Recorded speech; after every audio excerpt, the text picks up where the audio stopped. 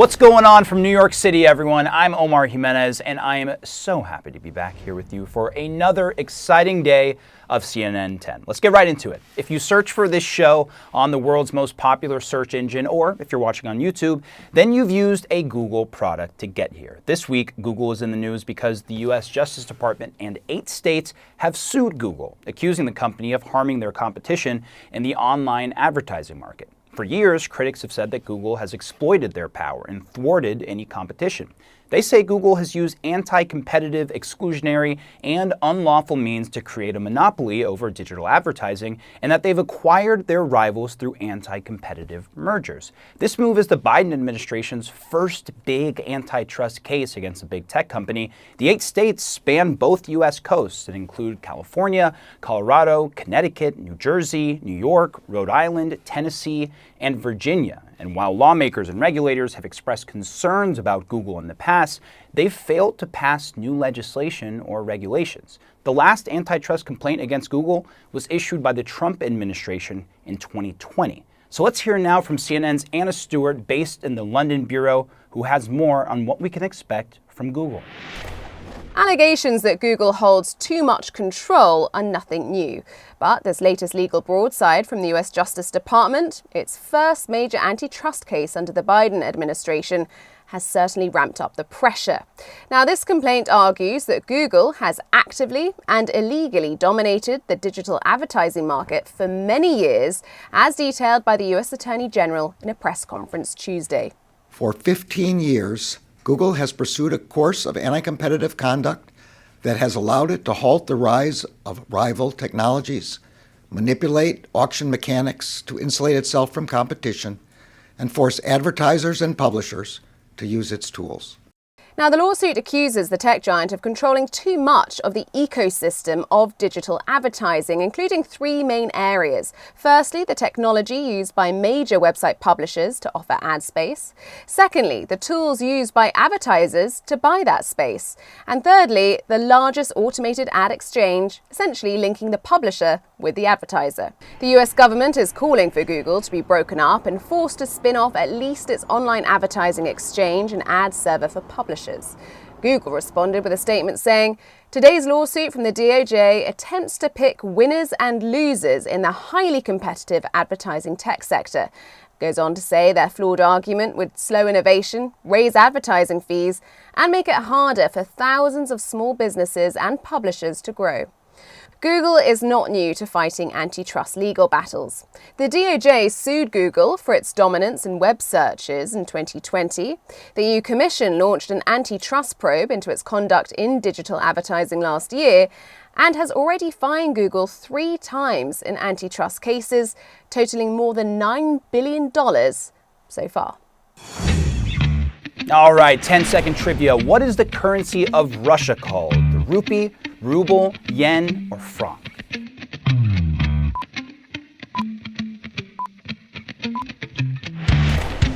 It's the ruble, the basic monetary unit of the Russian Federation. We turn now to Russia's war in Ukraine. On February 24th of last year, Russia launched a large-scale invasion of Ukraine, and fighting there has continued in the now nearly year ever since. On Wednesday, Ukraine received what's being called a major sign of support from the United States and Germany. The nations both announced that they're sending tanks to the front line in Ukraine. Germany plans to send 14 tanks, and the U.S. is planning to send its special Abrams tanks to Kyiv. Republican Senator Lindsey Graham called the decision a turning point in the war, and President Biden, in a speech, said the tanks will enhance Ukraine's capacity to defend its territory and achieve its strategic objectives. The president also announced a group of 50 nations that are making other contributions in the form of military equipment and weapons. As you all know, I've been saying this for a long time. The expectation on the part of Russia is we're going to break up. We're not going to stay united. But we are fully, thoroughly, totally united. And though there was no immediate reaction from Russian President Putin, a Russian ambassador called Germany's decision to send tanks an extremely dangerous decision that would take the conflict to a new level of confrontation. We'll hear now from CNN international diplomatic editor Nick Robertson, who has more on what to expect from Russian President Vladimir Putin. Уважаемые граждане России. Putin's biggest issue in 2023 will be feeding his war in Ukraine, both men and materiel.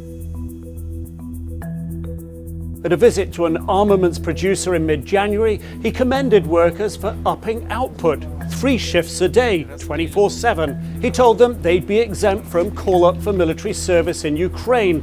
Hundreds of thousands of military-age men fled Russia last year, fearing conscription.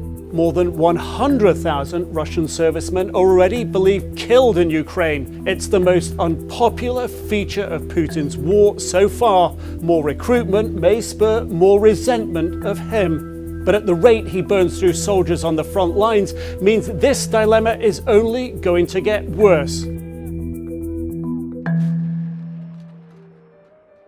His second biggest issue will be paying to feed the war. International economic sanctions are beginning to bite. If they chew into Russian citizens' pockets, then Putin has a problem.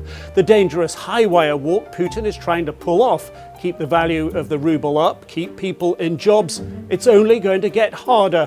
A cold winter next year, impoverished Russians on the streets risk a revolt against the war and Putin himself. And this will play into Putin's long-range concerns. An election 2024.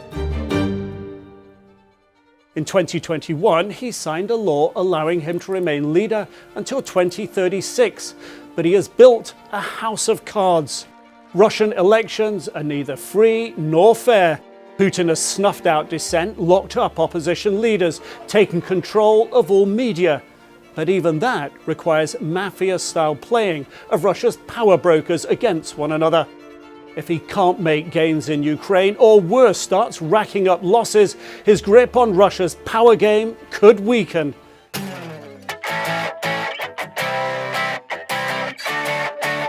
For today's 10 out of 10 news, a story as old as time. The rivalry between cat and microwave? Yeah.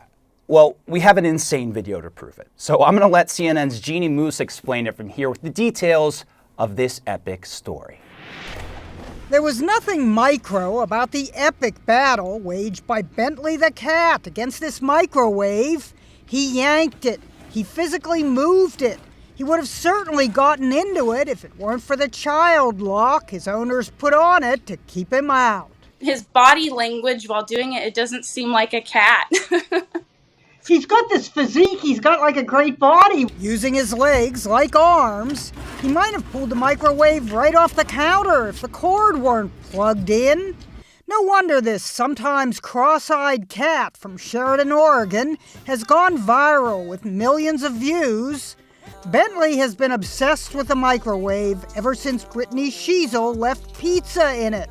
The microwave is wide open and the pizza is on the floor and gone, pretty much. They also had to put a lock on the kitchen cabinets, where Bentley uses all 4 legs. Without the child lock, we clocked him getting into the microwave in 8 seconds flat. Brittany says the appliance is his best friend. This story reminds me of one I did 27 years ago about Piggy the bull terrier, who got into the fridge so often his owner had to keep it locked. And then I stick it through the hole. But when it's cat versus microwave, sometimes the cat moves the appliance, and sometimes the appliance moves him. And before I go, it's time. I want to give a huge shout out to Elmira High School in Elmira, Oregon. We hope you and everyone watching there and around the world have a wonderful day. I'm Omar Jimenez. It was so great to join you all today. See you soon.